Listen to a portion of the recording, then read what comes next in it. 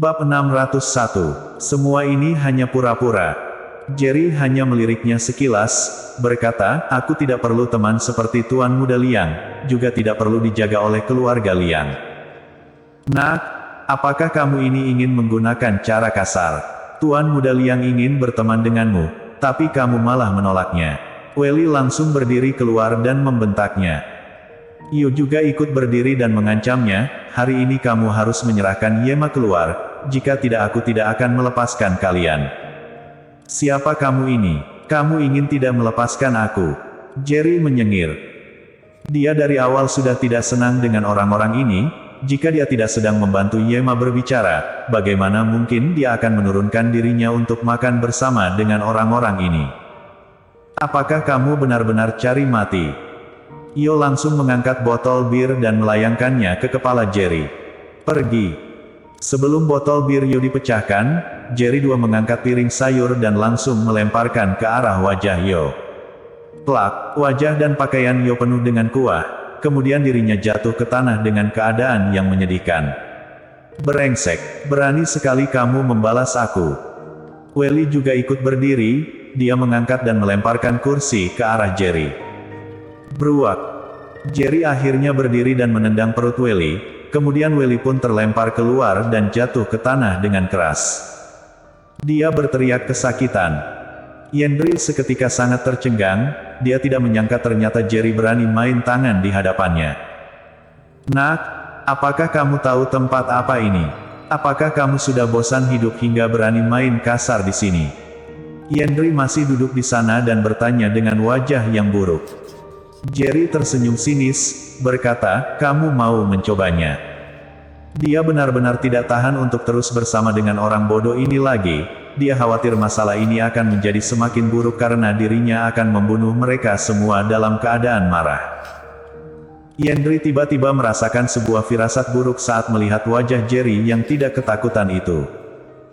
Sebagai Tuan Muda Besar Liang, dia sudah bertemu dengan begitu banyak orang hebat dan ternyata dia bisa merasakan aura orang hebat dari tubuhnya Jerry. Suamiku, bahaya, Alice dibawa orang ke ruangan samping secara paksa. Saat ini Jessie dan Sinta masuk ke dalam ruangan itu dan berbicara dengan wajah yang ketakutan. Yema juga ikut masuk ke dalam dengan tatapan mata yang ketakutan. Apa, ada orang yang berani membawa pergi teman aku di restoran Chen? Dia benar-benar tidak takut mati, kata Yendri dengan marah. Meskipun dia tidak terlalu tertarik pada Alice, tapi wanita yang dia sukai ada di sini, jadi dia harus terlihat hebat. Kalian tenang saja, pemilik restoran Chen adalah teman aku, tidak peduli siapa yang berani membuat onar di sini, yang jelas mereka harus mendengarkan perintah dari aku untuk keluar dari tempat ini. Yendri berbicara sambil melirik Jerry sekilas. Ikut aku pergi, aku akan menyelamatkan Alice sekarang juga. Setelah Yendri selesai bicara, dia langsung berjalan keluar. Tapi Jerry masih tetap duduk di sana, sepertinya dia tidak berniat untuk pergi dengan mereka. Jerry, apakah kamu tidak ingin menyelamatkan Alice? Yendri bertanya sambil menggerutkan keningnya saat melihat Jerry yang tidak bergerak sama sekali. Jerry berbicara dengan datar, selama ada Tuan Muda Liang di sini, apa perlu ada orang lain yang ikut turun tangan?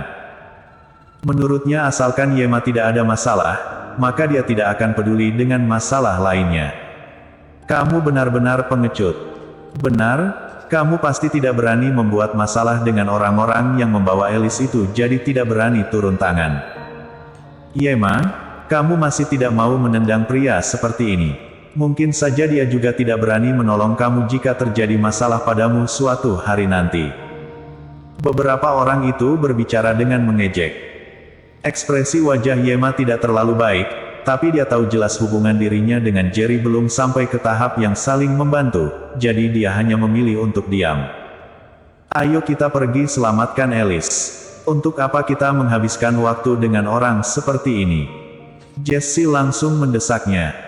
Bahkan Yema pun ikut Yendri keluar dari sana, seketika ruangan itu hanya menyisakan Jerry seorang. Tidak lama kemudian Yendri dan yang lainnya sudah membawa Alice kembali, hanya saja rambut Alice terlihat sedikit berantakan, bajunya juga sedikit robek. Tuan Yendri, terima kasih ya, jika tidak aku benar-benar tidak berani membayangkan apa yang akan terjadi setelah ini, kata Alice dengan mata yang merah. Yendri sedikit menggelengkan kepala, berkata, tidak peduli dengan apa yang terjadi, kalian semua adalah teman Yema, jadi sudah seharusnya aku menyelamatkan kalian. Alice memasang tatapan mata yang sedikit kecewa setelah mendengar ini.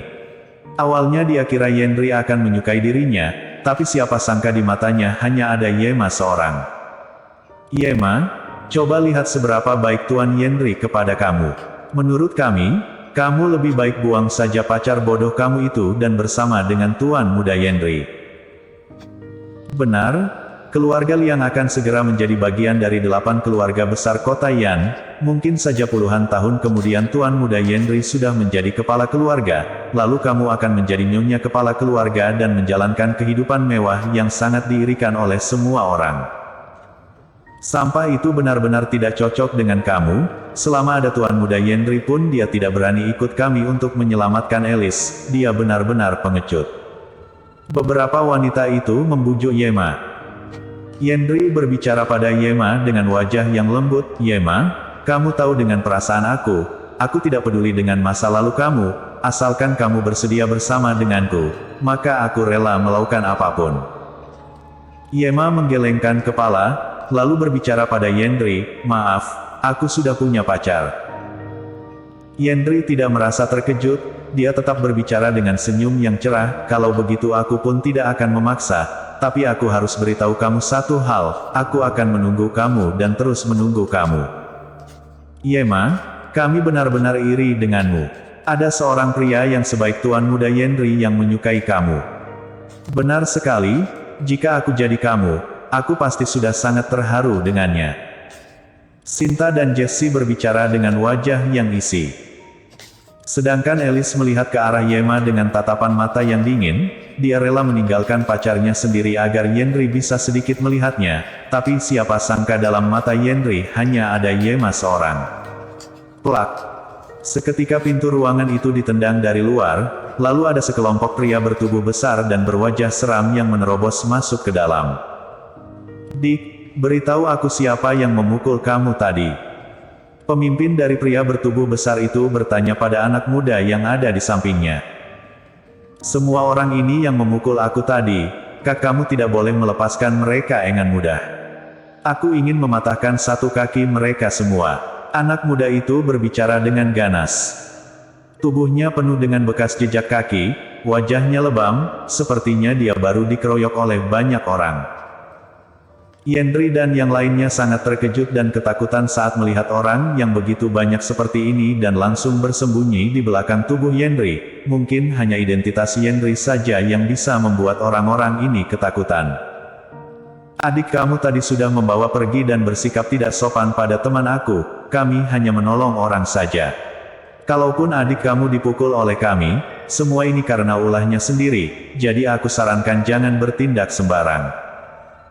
Yendri berdiri keluar dan berbicara dengan tenang pada orang itu, berkata, kalian semua pergilah dari sini, anggap saja beri aku sebuah kehormatan. Pemimpin yang ada di depan itu menggerutkan keningnya, dia memperhatikan Yendri dari atas hingga bawah, lalu bertanya, kamu ini tuan muda dari keluarga mana? Aku adalah Yendri Liang, keturunan langsung generasi ketiga dari keluarga Liang, kakek aku adalah pemimpin keluarga Liang. Jawab Yendri dengan wajah yang sombong. Sialan, hanya sampah dari keluarga kelas 2 saja berani bersikap angkuh di hadapan aku. Bahkan kakek kamu saja berani minta kehormatan padaku. Ruben berbicara dengan wajah yang marah. Ekspresi wajah Yendri langsung berubah drastis saat mendengar nama orang itu, lalu bertanya dengan terkejut, kamu Ruben dari keluarga Kai. Apakah kamu pantas menyebut nama aku? Ruben maju selangkah ke depan untuk menamparkan wajah Yendri dan bertanya dengan marah. Bersambung.